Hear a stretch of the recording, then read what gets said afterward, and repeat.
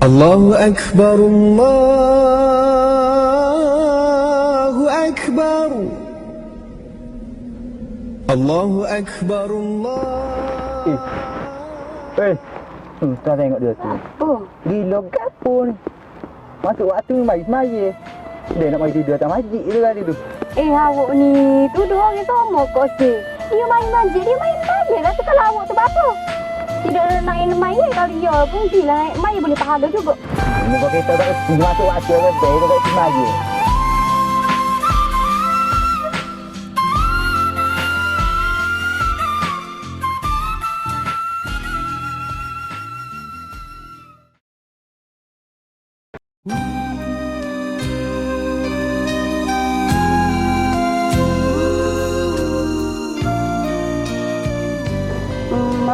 Awak kenal saya tak?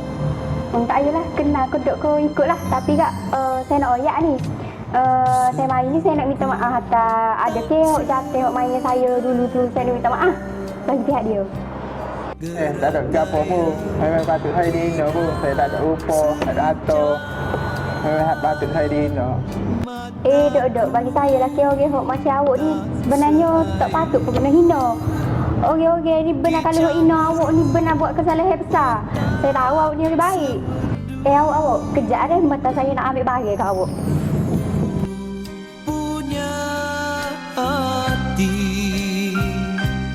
juga kayaku perasaan hidupku yang ambillah. Awak guna benda ni. Awak guna benda ni insya-Allah muka awak berseri-seri. Saya tahu awak ada muka. Tapi itulah. Yalah awak okey. Awak guna benda ni nanti muka awak okey. Tak payahlah. Saya tak perlu semua ni. Saya tahu barang ni mahal.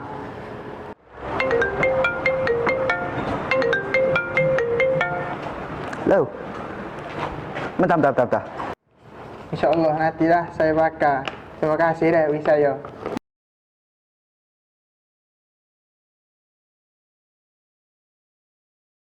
Patut ke awak tolong orang lagu ni? Patut ke? Memang patut pun saya tolong orang gini. Baik saya jaga orang gini daripada saya jaga awak tak ada makna gini. Menurut sangat jaga dia, menjaga di sudut dunia mencari